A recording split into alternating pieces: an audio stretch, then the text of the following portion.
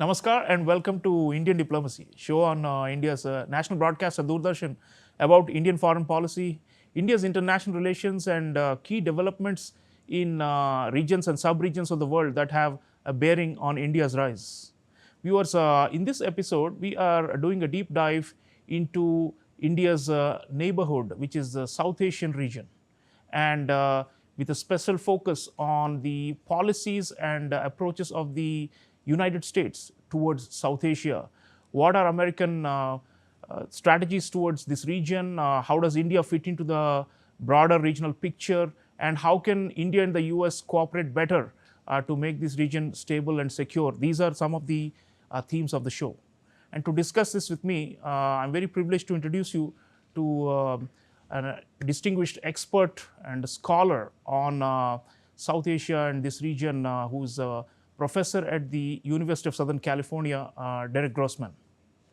Derek Grossman has worked in important think tanks in the US and writes on these subjects quite a lot. So Derek, good to have you back in India and welcome back to Indian Diplomacy. Thanks for having me. Good to see you again. Derek, when we look at the map of South Asia, there's been a lot of turmoil, lots of conflicts. So let's start with the instability that's quite rampant in the region, and the first set of countries that are knee deep in this crisis mode are our western neighbors, Pakistan and Afghanistan. They have been having a so-called open war, and it's become very fierce with lots of clashes and deaths on both sides, and it's constant escalation. So what is interesting for me is that if you look at the American position on the Pakistan-Afghanistan conflict, they seem to be siding with Pakistan, and both President Donald Trump and the US State Department have said that they have full trust in the Pakistani rulers, and that they believe they're doing a great job, and that they're just defending their their national interests against terrorism coming from Afghanistan and so on. So on the other hand, India, which is the main power in South Asia, and which has had a long conflict with Pakistan, is siding very clearly with Afghanistan, with the Taliban-ruled Afghanistan. And there's been a kind of a turnaround in India's relations with Taliban-ruled Afghanistan. And it seems like there is some coordination between India and Afghanistan right now to maintain pressure on Pakistan. So could you tell our audiences more about the US position on this ongoing war, which is not as big as the war in West Asia or the Middle East, but has regional reverberations? And why is it that it is not able to square with the Indian position on this? And why are India and the US seem to be on two opposite sides of this conflict? Thanks. And I'll say that I think the US-Pakistan relationship has really taken a very sharp turn in the direction of collaboration. And this is quite surprising, because if you go back to May of 2011, when we found Osama bin Laden hiding out in Abbottabad and had to do a raid in order to either capture or kill him, and the Pakistanis said we had no idea he was there, that was really the low point of US-Pakistan relations. And when you look at the relationship during the Obama administration, as well as the first Trump administration and the Biden administration, there hasn't really been a whole lot of progress in resetting the relationship. However, when you look at the start of the second Trump administration, there clearly has been an attempt to reset, and it's mostly come from the Pakistani side. And in my view, Islamabad has invested a lot in terms of lobbying the White House. They have engaged in conversations with Trump directly about things like cryptocurrency, critical minerals, counterterrorism, and other things of particular interest to this president. And I think that has gone a long way in improving the US-Pakistani relationship. Now, to your point about the ongoing Pakistan-Afghanistan war, it is true that the US State Department has said, or I would say more like implied, that it is supporting Pakistan over Afghanistan. They have not directly come out and said that so much. And I think that but nonetheless, I think that's a direct result of the trend that I just mentioned. And for India and Afghanistan, you're right. since the Taliban came back to power in 2021, India has been quietly discussing issues of common concern with the Taliban, and it seems like there is support from the Indian side for Afghanistan against Pakistan, but that shouldn't come as a surprise. India and Pakistan have been arch rivals for many, many years. They went to war last year during the 4-day war. There's been a ceasefire, but not necessarily an end of Operation Sindoor. And so it makes sense for New Delhi to throw in its lot with Afghanistan over Pakistan at this time. And I expect these trends to continue. Right. Very interesting point being made, the viewers, about lobbying and its influence in Washington, and dangling of strategic minerals and these sort of things. It looks very transactional, but maybe it works with the current administration in the U.S. It's also more complex because the Taliban in Afghanistan are fighting Pakistan with the weapons left behind by the U.S. Yeah. So it's not clear as to what is the real effect of U.S. policies there. But we'll have to wait and see whether this expected bonanza from strategic minerals in Pakistan will actually materialize, given the conflicts going on there. I also think it's fair to point out that the Trump administration has had a very chilly relationship with the Taliban. And Trump at various times has commented about Afghanistan, said things like, we'll take Bagram Air Base back if we want to, right? Has not put really any sizable amount of time and resources into engaging with the Taliban, right? So that is a strategic opening for other countries, to include India and China as well, to engage with the Taliban.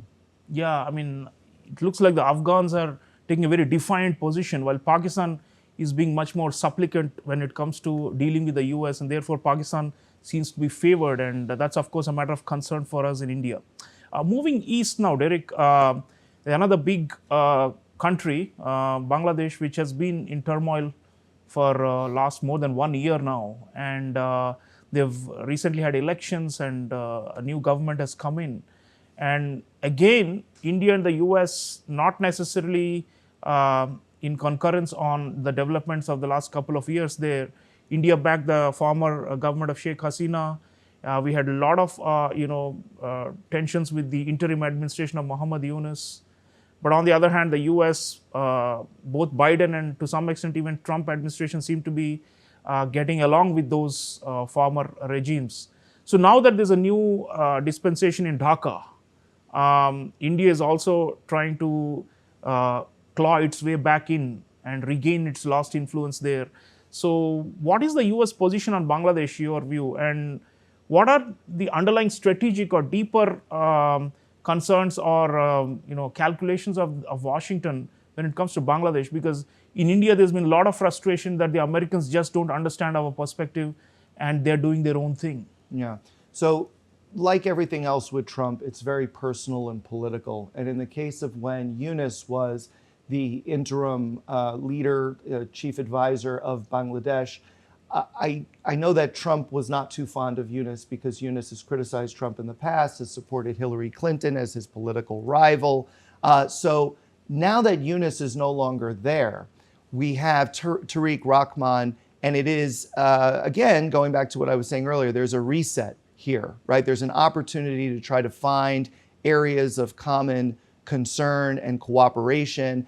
And so far, the signals coming out of Washington and Dhaka are exactly that the two sides are going to try to improve their relationship. Now, when it comes to India and Bangladesh, I actually think a lot of the same thing is happening. And I think that's good, right? Modi has invited Rahman to visit India.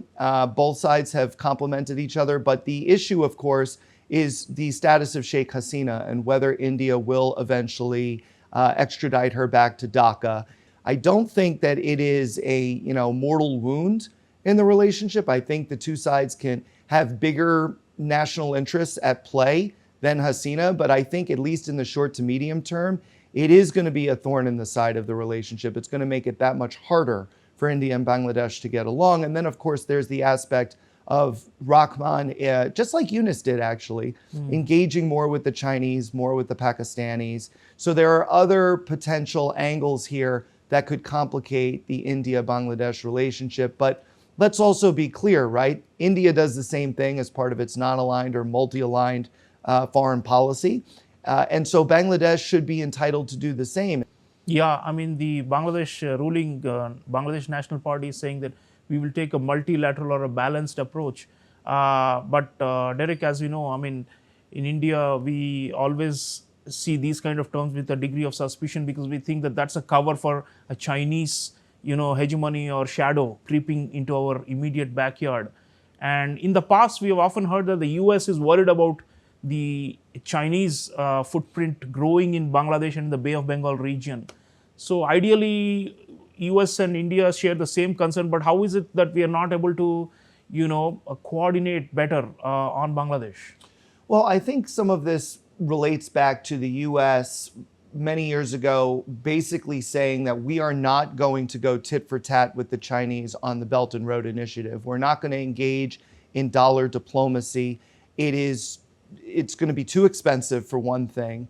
And also, we want to find other ways to engage with our partners beyond just building bridges and roads. We think that our influence can come through other means, basically. Now, the problem with that is a lot of times most of the time, we have thought of security cooperation as the way to go. Security cooperation helps, but it's certainly not the only thing. The vast majority of countries within the Indo-Pacific, to include Bangladesh, they're seeking economic engagement. They're seeking better trade with the United States, not necessarily the reciprocal trade deals before the Supreme Court ruling, right? Better deals than that, hopefully. But we have securitized, we as the United States have securitized the region.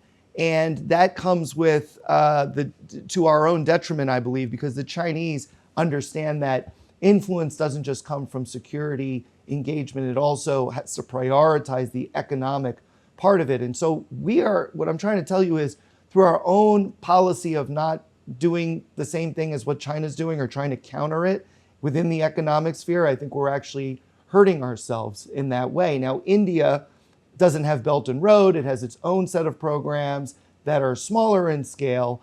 But India is trying to do that. And I think where possible and when possible, we should try to complement India's work there, because I think that it would strengthen not only India's hand in Bangladesh, but also US-India cooperation writ large. Absolutely. We should actually join hands in these countries on economic diplomacy, on infrastructure, and these sort of things. Indeed, point well taken. Derek, talking of complementing each other, I mean, some of the smaller countries in the region, if you take Nepal, Sri Lanka, Maldives, there's less of a kind of a discord between India and the US. And in fact, in Nepal, the Millennium Challenge Corporation of the US is doing major transnational energy corridors and all those things and financing them, and which will actually connect Nepal better to India. And so that actually works in our favor. In Sri Lanka also, there have been efforts in the past for Indian companies to align with American financing and do infrastructure projects there. We're doing similar things with the Japanese in Sri Lanka and Myanmar and Bangladesh. So Maldives, India's again made a comeback, so to say, after it felt like it had been quote unquote lost to China. And I think the US doesn't mind that. And in the past, whenever the Maldives went for a security cooperation with the US in this Indian Ocean territory, India welcomed it. So we would like to coordinate more in these smaller countries. So your thoughts on these smaller South Asian neighbors, what's going on there, and how the US and India with their respective national interests can maybe converge and do things jointly? Yeah, my thought on it is that, just like I was saying earlier, these countries are either non-aligned or multi-aligned. And so we can't get too bent out of shape when a new government comes to power and seems to be more pro-China or more pro-India or pro-US, right? I mean, it's really a matter of calibration. They are more kind of China-friendly rather than pro-China is the way I would characterize it. And that's true for Maldives, Sri Lanka, Nepal, the countries you mentioned. And at the end of the day, they're looking out for their own national interests, right? To the extent that the US and India can plug into that, to help them help themselves, I think that's a good thing. But also, of course, there's the broader geostrategic context, which is US-China competition and also India-China competition within South Asia. And so I think that by doing right by them, we ultimately do right for ourselves. That's the way we should be thinking about it. Unfortunately, regrettably, we have not always thought in those terms. We've only thought about the geostrategic context. And what happens is these smaller countries in South Asia begin to feel like pawns of great power competition. And that is something we want to seek to strenuously avoid. Yeah, and the smaller states then would like to play off the bigger ones and get benefits from everyone, and that's how you come up with this their own notion of balance or multilateralism. Yeah, points well taken. Now, Derek, let's come to India itself. I mean, US-India relationship, it's been like a roller coaster over the last 1 year, but we did the trade deal with the Trump administration, got the lower tariffs, and now it may be further lowered as a result of the US Supreme Court verdict. So things seem to be looking up again, and the trust that had been eroded seems to be like we are rebuilding it. Corporate America is betting big on India, and they're pumping billions into the big tech, especially in AI and semiconductors and all these things, which are very beneficial to India.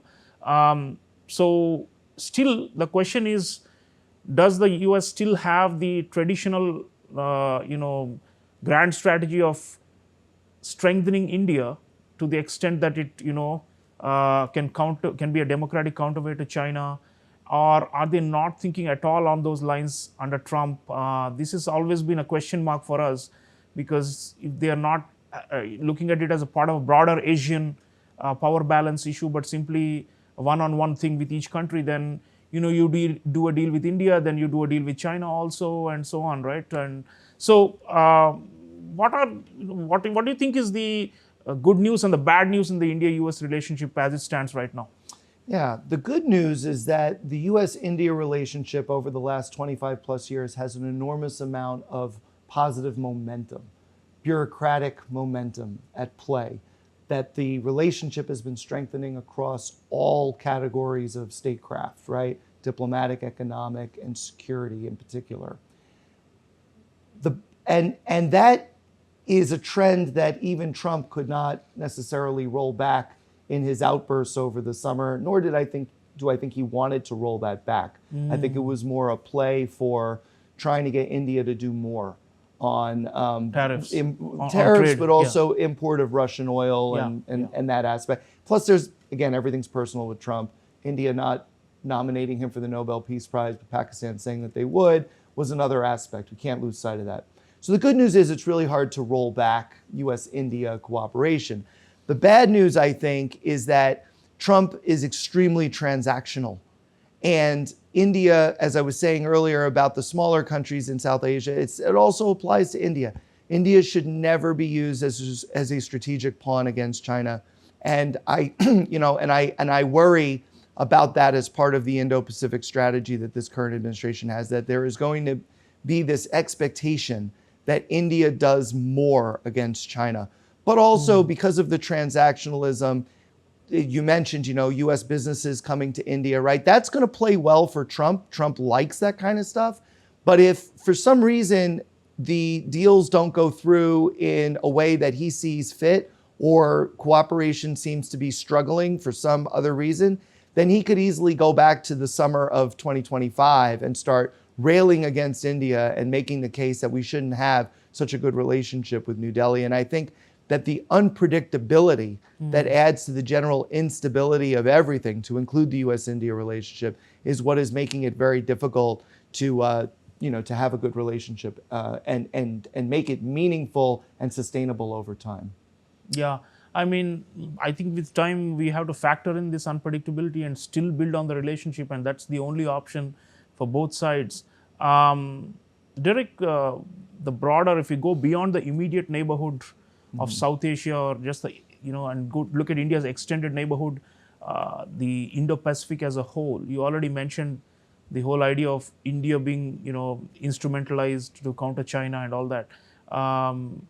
Now, there are lots of recalibrations going on, And the US seems to be doubling down on, especially on the alliances, right?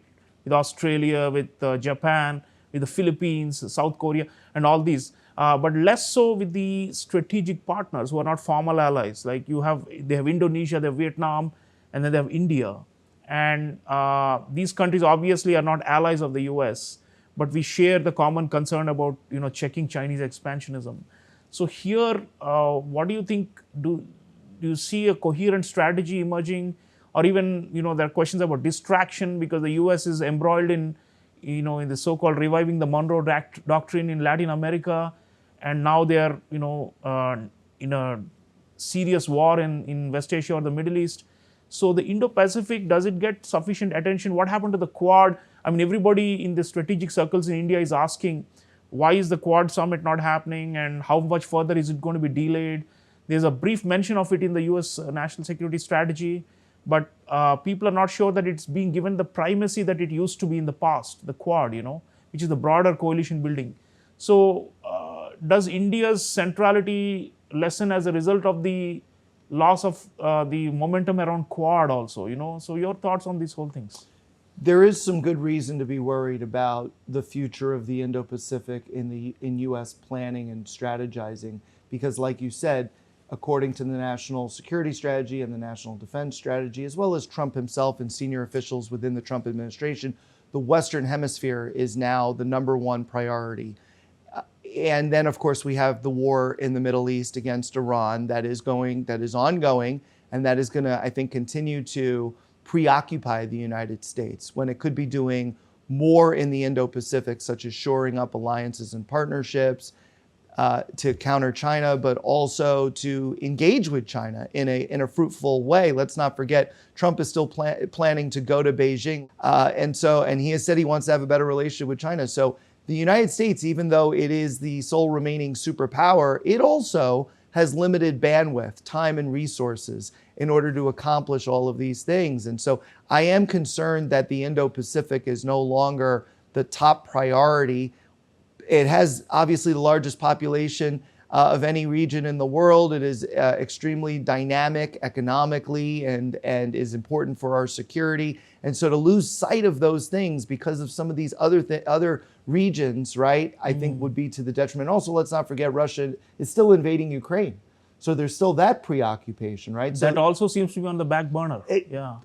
True. I will just say that the United States is juggling a lot of balls right now. And the priority theater during the Biden administration was the Indo-Pacific. During the first Trump administration was the Indo-Pacific. They started to revive the Quad, And we still have not had a Quad summit. We were supposed to have one late last year in India. It didn't happen. So there are some worrisome signs. But I do think that it's interesting because Bridge Colby, the Undersecretary of Defense for Policy, has been giving speeches and congressional testimony as of late.